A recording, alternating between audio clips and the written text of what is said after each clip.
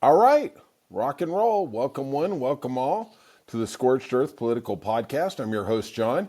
And if you could, please kindly hit that like and subscribe button. It means a lot to us.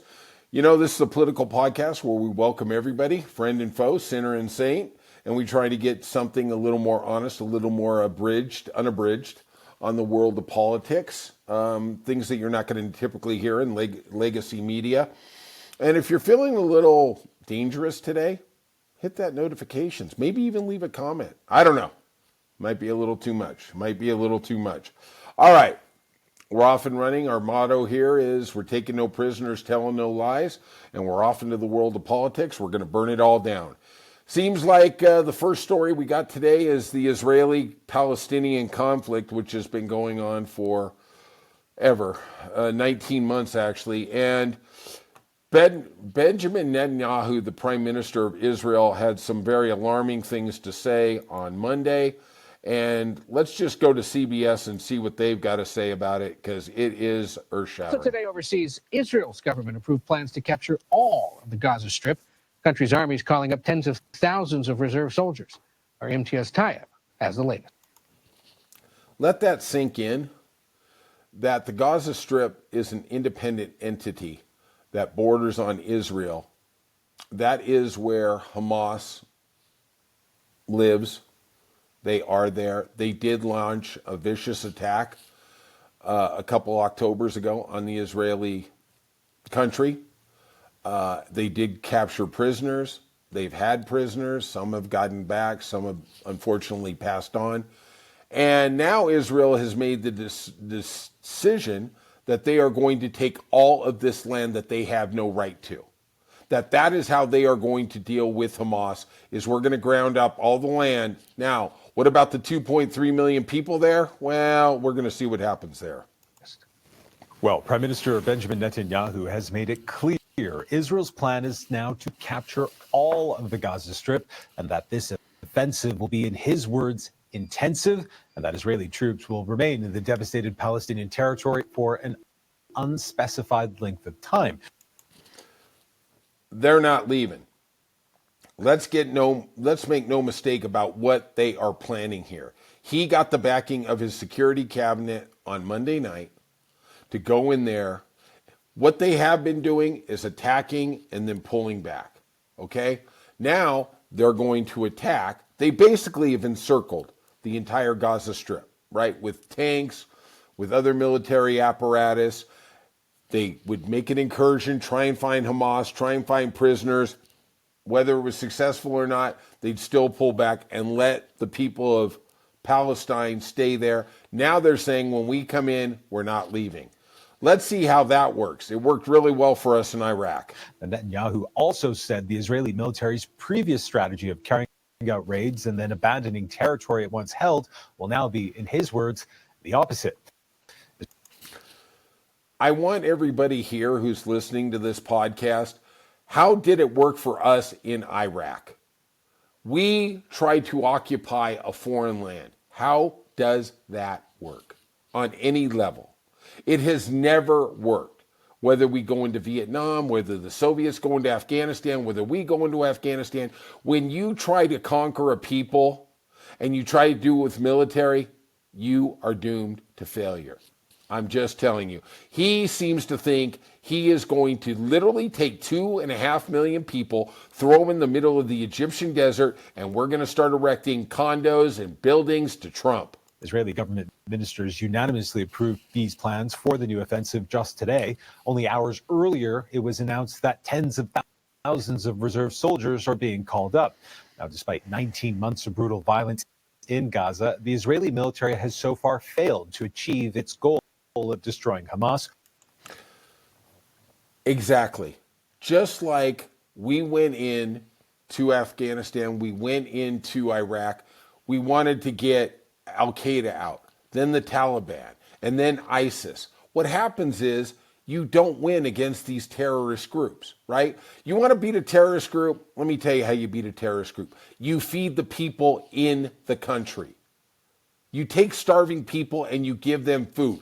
Oh, wait, John, that's that liberal USAID. Yeah, it is. And if you want soft power in this world, if you want people to listen to your message, feed them. Feed them. Because that is what these terrorist groups can't do. They're starving everybody out. If we feed the Palestinians, they will understand where we're coming from.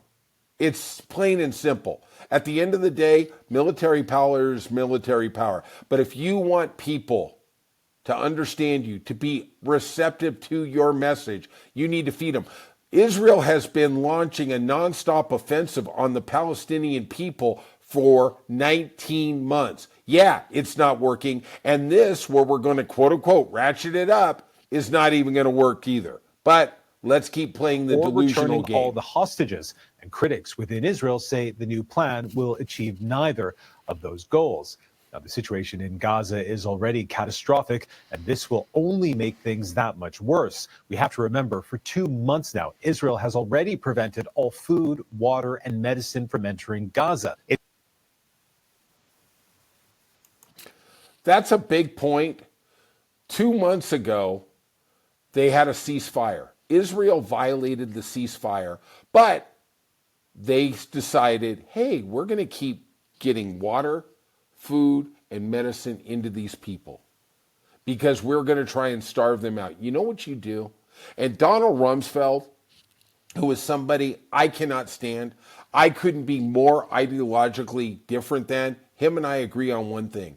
If you want to make generation after generations of new terrorists, go ahead, keep assaulting them, show them that you are the dictator. That is exactly what this man is doing.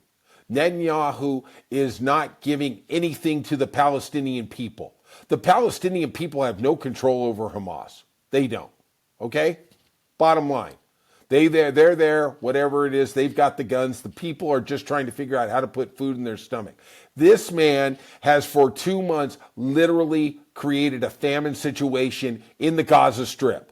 And he thinks he's going to starve them out. He's going to pick up 2 million bodies. He's going to throw them in incinerators. And we're going to roll out the construction trucks to build Trump 2.0. Speaking to reporters at the White House, President Trump did not offer his views on Israel's plan to expand operations in Gaza, but instead blamed Hamas for having treated the people of Gaza, quote, very badly. The president, however, did say the U.S. will, and again, I'm quoting here, help the people of Gaza get some food. Isn't that what we could say about our own president here in America? Continue.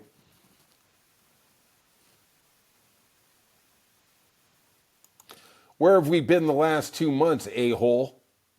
I mean, really, Trump's comments these come people as have he's been expected starving, to no visit Saudi water, Arabia, no food, the no UAE, medicine for and 2 Qatar months, next week, and you're sitting on your Israel fat ass sees as a collecting window of crypto opportunity coin? for a hostage Come deal on, in mother Gaza. effer. Israel.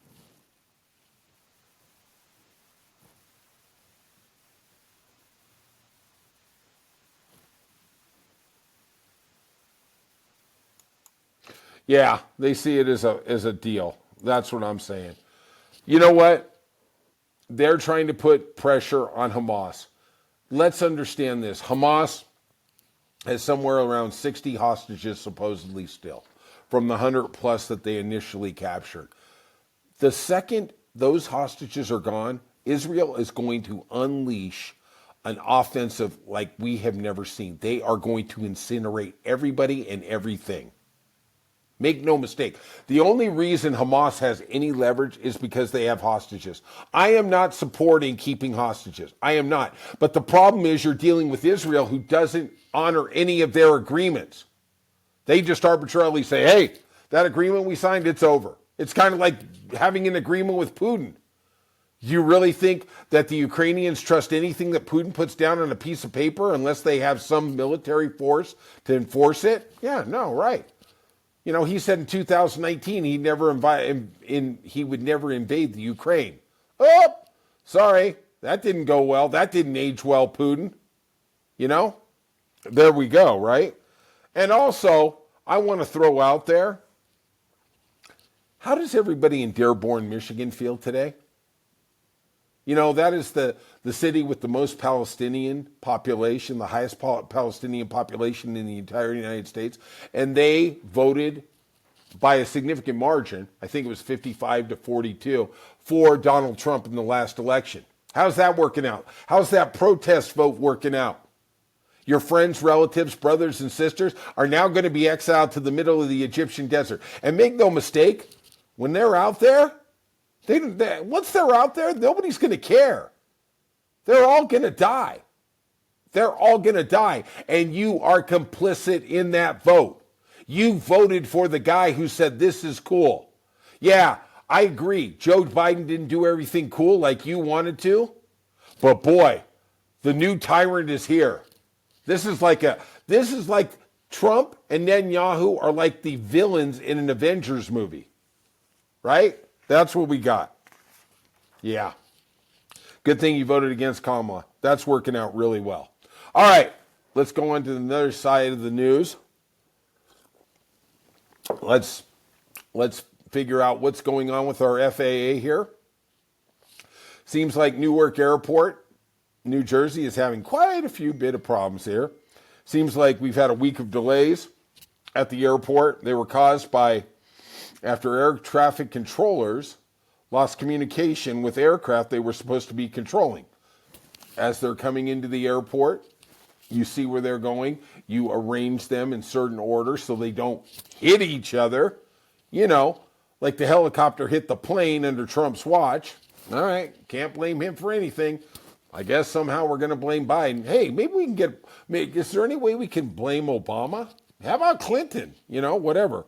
A source told CNN that the connectivity between the FAA and the planes completely failed last Monday. On April 28th. Yeah, they lost their entire screens. They literally had planes up there flying and they didn't know where they were. At least 5 FAA employees took 45 days of leave after the incident. The Trump administration and the FAA are portraying it as these are people who do not want to respond to the call for need. I think these people are overworked. I think they're being treated badly. Trump administration has cut 20% of the FAA staff since January. What do you think's coming? You know, this is Trump after the incident in Washington where all those people died on the 737. He couldn't go the 5 minutes to pay his respects to them. Oh, what am I going to do? Go in a river? Yeah, F you, man. They're Americans, right? Has he done anything since then? Has he dealt with the issue? Nope. We're going to cut more staff. All right. Then he also claimed the reason that we have bad FAA is because it's all woke. Oh, okay. You know, we still are waiting as a liberal. We're still waiting to see exactly, show me the entrance exam or the qualifications that are less for a minority or for a woman than a white male. Show me the different tests, because they never can. Okay. You're having the FAA has historically been understaffed. That started with that hedonistic Reagan who fired all the air traffic controllers, and he is so lucky people didn't start falling out of the sky. He got lucky. All right. Better to be lucky than good, right? And that was the assault on the unions in this country. Trump is continuing it. He's using it in the form of DEI, but he is going after unions. That is exactly what he's going after. All right. And if a plane falls, so be it. I guess that's Biden's fault, right? Peter Goltz, former managing director of the NTSB, the National Transportation Safety Board, called the situation at Newark ridiculous and absurd. This is a gentleman who understands what air traffic control is, and he understands how dangerous this really is getting. By Monday afternoon, yesterday, more than 150 flights in and out of the airport were canceled, and more than 250 are delayed. It's the 13th most busiest airport in the country. Not a good sign. Not a good sign. And let's make no mistake, if this is happening in Newark, it got out to the New York media. Let's really call it what it is. They had a conduit. What about Oklahoma City, or what about places that don't have access to national media?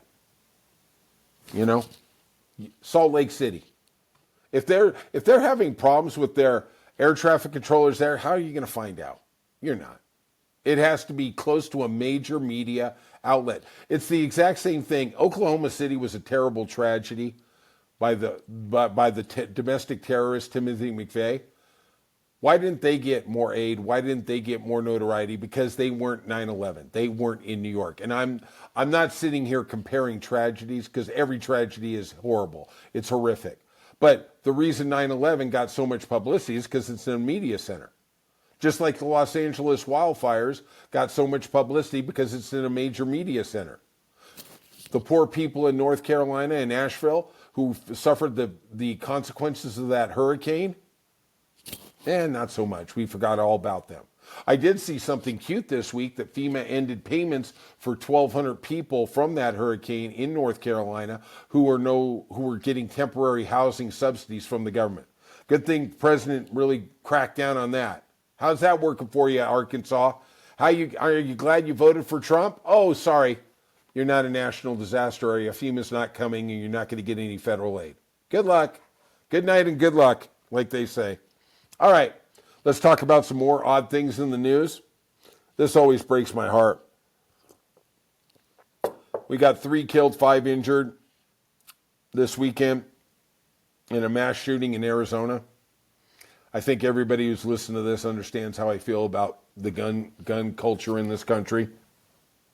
There was a fight in a restaurant in Glendale, Arizona. Moved out to the parking lot. 3 killed, 5 injured. Where I really wanted to get with this story, obviously that's difficult. It's difficult.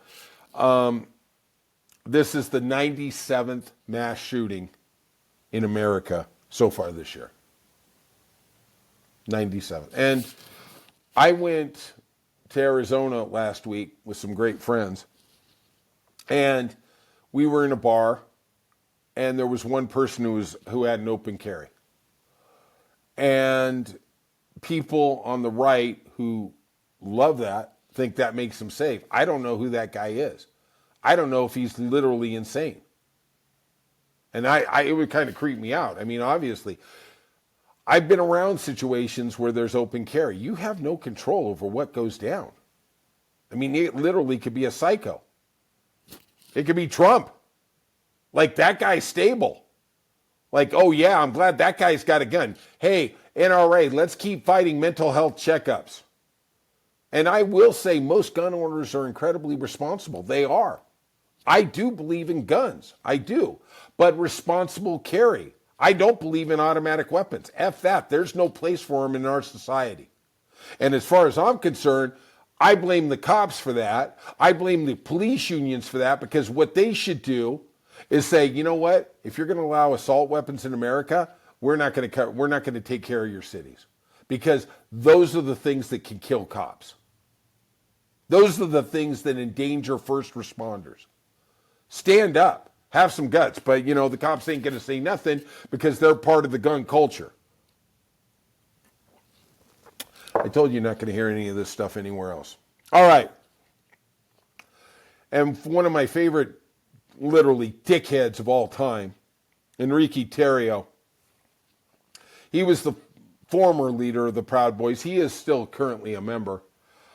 He was in collusion with the Oath Keepers, and they basically devised intricate plans to overturn the election results in January 6, 2021. They went to trial with him. He was convicted of seditious conspiracy, which is basically the charges to overthrow the government. Now, I believe the statistics I gave on the short were 4 people were charged. There was a total of, I believe, 18 people were charged with seditious conspiracy. 4 people under that charge took plea bargains. 10 were convicted by a jury, including Enrique Tarrio, and 4 were exonerated or acquitted. Let's put it that way. Enrique got a 22-year sentence for what he did on that day, for his pre-planning, for him coordinating a plan to stop the election results from being certified, right? He did that. 22 years, hey, really didn't have to do 22 years because as soon as your boy Trump came in, he gave everybody a pardon. Well, it seems like Enrique Tarrio, hey, it wasn't enough to get the pardon, along with 1,600 other criminals who were lawfully convicted in the judicial system.